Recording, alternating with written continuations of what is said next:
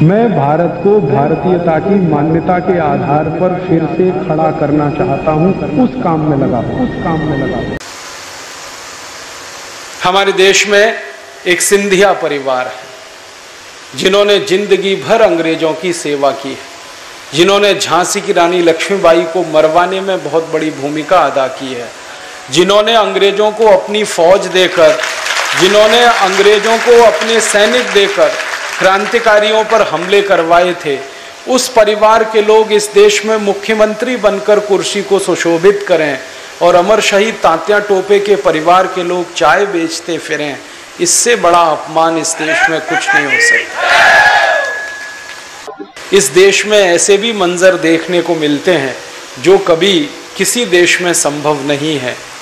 मैं एक तरफ इस देश में देखता हूं कि ऐसे भी लोग हैं जो सत्ता प्रतिष्ठानों के शीर्ष स्थान पर मौजूद हैं, जिन्होंने पल पल इस देश से गद्दारी की है, इस देश के समाज से गद्दारी की है, इस राष्ट्र की अस्मिता से गद्दारी की है। वो इस देश में संपूर्ण सत्ता के शीर्ष पर बैठे हुए दिखाई देते हैं और जिन्होंने सब कुछ अपने देश के लिए बलिदान किया है, उनके पुरखे, उनके पूर्वज इस देश में चाय बेचकर अपना गुजारा करते। मैंने मेरी जिंदगी में सबसे खराब दिन एक देखा। एक बार मैं कानपुर सेंट्रल रेलवे स्टेशन पर उतरा। अक्सर मैं जाता रहता हूँ, लेकिन वो दिन मैं नहीं भूल पाया कभी। कानपुर सेंट्रल रेलवे स्टेशन पर उतरने के बाद अचानक से मेरे फ़ोन की घंटी बजी और मैं फ़ोन सुनने के लिए रुक गया। जहाँ मैं रुका था उसके सामने छोटी सी एक चाय की दुकान थी। उस चाय की दुकान पर एक माँ और एक बेटी आपस में चर्चा कर रहे थे। चर्चा का विषय था कि हम गरीब क्यों हैं और कुछ लोग इस देश में बहुत अमीर क्यों। तो माँ अपनी बेटी को समझाने की कोशिश कर रही थी। मेरे फ़ोन की वार्ता पूरी होने के बाद मैं भी उन दोनों के पास चला गया। मैंने जानने की कोशिश की कि आप ये जो गंभीर चर्चा कर रहे हैं, ये तो भारत की संसद में होनी चाहिए, और हमारी संसद अगर ये चर्चा नहीं कर सकती है तो इससे ज़्यादा शर्म की बात हमारे लिए क्या हो सकती है। मैंने जिज्ञासावश उन दोनों का परिचय पूछ लिया तो मेरी आंख से आंसू निकल आए।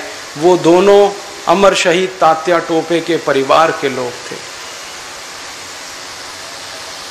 उनको इस देश ने चाय बेचने के काम पर लगा रखा है और जिन्होंने अंग्रेजों के साथ दोस्ती करके इस देश से गद्दारी की थी, उनको इस देश ने मुख्यमंत्रियों के पदों पर बिठा रखा है।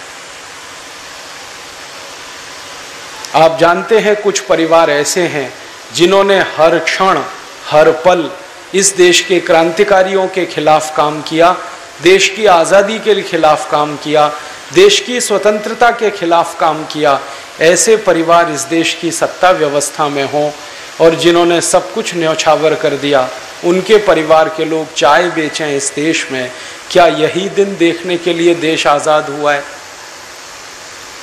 1894 में अंग्रेजी सरकार ने लैंड एक्विजिशन एक्ट बनाया, जमीन को हड़पने का कानून। और जमीन को हड़पने के कानून में हिंदुस्तान में डलहौजी नाम का एक कुख्यात अंग्रेज ऑफिसर था, वो मशहूर था। जहां जाता था, जिस राज्य में जाता था, उसी राज्य की जमीन हड़प लेता था। झांसी की स्टेट उसी ने हड़पी थी जिसके खिलाफ झांसी की रानी लक्ष्मीबाई की लड़ाई हुई थी। और झांसी की रानी लक्ष्मीबाई ने अंग्रेजों के खिलाफ जो लड़ाई लड़ी अपने स्टेट को बचाने के लिए, उस झांसी की रानी लक्ष्मीबाई को मरवाने का काम जानते हैं किन लोगों ने किया? ये खानदिया सिंधिया खानदान। और ये सिंधिया खानदान वही है जिसके सपूत माधवराव सिंधिया आज भी हीरे की अंगूठी लेके हिंदुस्तान के मंत्री बनकर बैठते हैं। ये वही लोग हैं जिन्होंने झांसी की रानी की हत्या करवाई थी अंग्रेजों के साथ साजिश करके। वो लोग आज भी इस देश को रूल करते हैं। वो गंदा खून जिसने अंग्रेजों की मदद से इस देश को बर्बाद करने में कसर नहीं छोड़ी, वही खून आज भी इस देश में मंत्री बनकर बैठता।